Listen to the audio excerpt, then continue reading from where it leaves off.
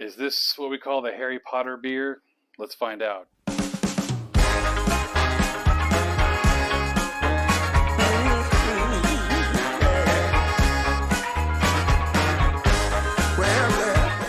Hey guys, this is Travis Scott, the Mortgage Brewer, and I'm going to do another brew today. This is an English ale, or English brown ale actually.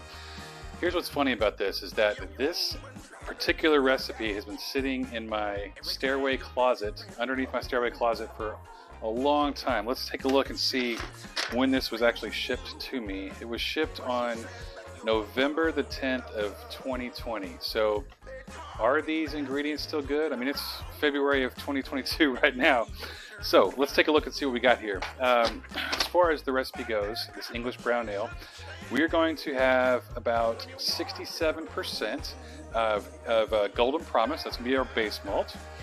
We've got about 11% of the United Kingdom Cara Malt and 23% of Crystal 60L. So this is going to be Northern English brown ale. Okay, it's a little bit more nutty. It's going to be really good off the beer engine, actually, which I know I've mentioned in other videos. We're shooting for an original gravity of about 1047, so it should give us a beer about 4.5 to 4.8%.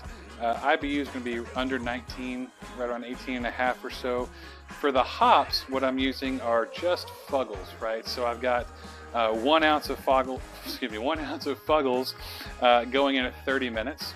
And then I've got half an ounce at 15 minutes, and then half an ounce at 5 minutes to go in the boil. So this is going to be a very fun beer to make. Again, I kind of forgot I had it, to be perfectly honest with you.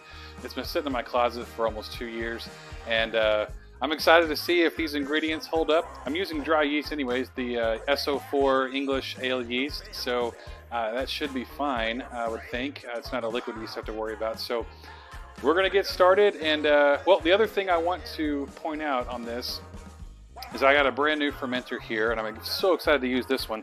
This is a Firmzilla.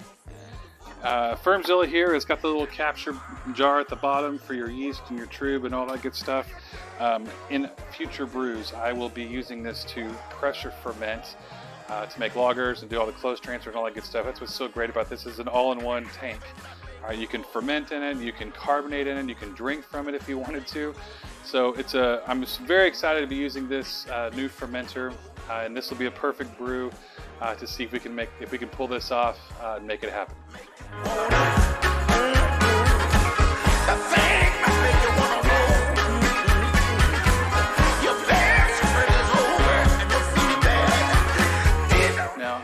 I'm going to do a double crush on this grain just to give us the maximum amount of efficiency we can get when we're doing the mash. My grain mill here has got it's a little bit quirky, so kind of have to do one pass through a little bit wider gap, and then I'm able to get it fine-tuned on the next run. So we're going to do a double grain crush on this one. It's gonna be alright.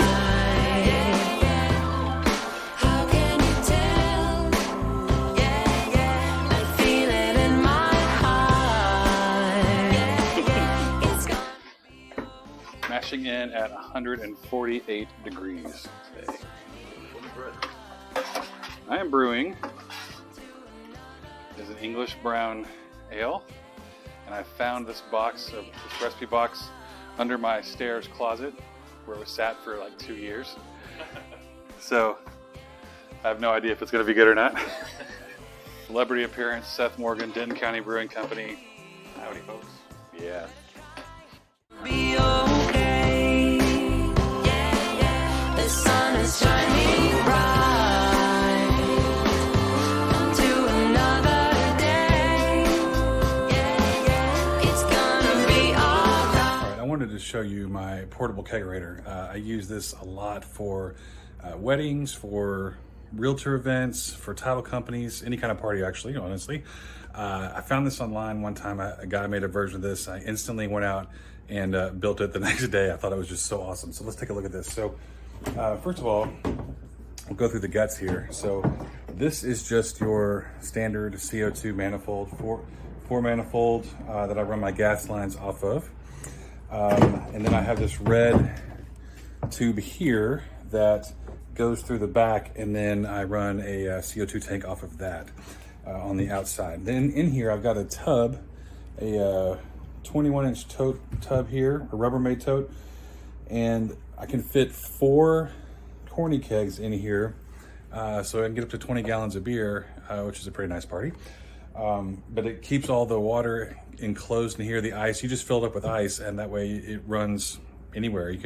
I've had this thing outside in August in Texas for all day long, and just had to refill a bag of ice or two, and it's great. It's easy. There's a drain port in the back, which a little ball valve that I put on there that drains out all the water, so you can just keep filling up ice and as needed, and you're good to go. In the front, you will see here that I've got 4 taps, and again, allows us to have up to 20 gallons of beer. So it's an absolutely fun project. I highly recommend you get one. I just got this 96-gallon trash can from Home Depot, and the tote I got online, and it's a portable kegerator, which again is absolutely perfect for taking your beers to parties.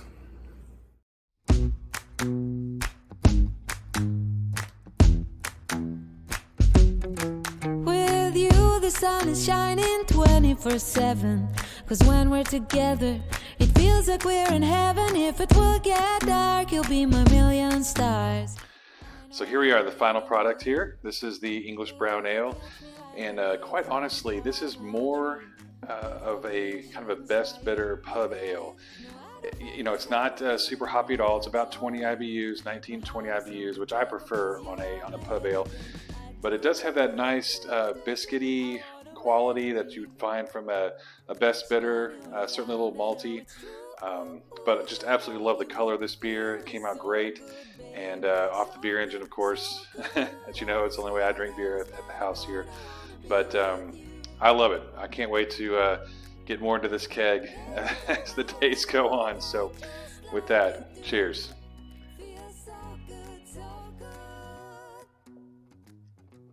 A little bit on my face.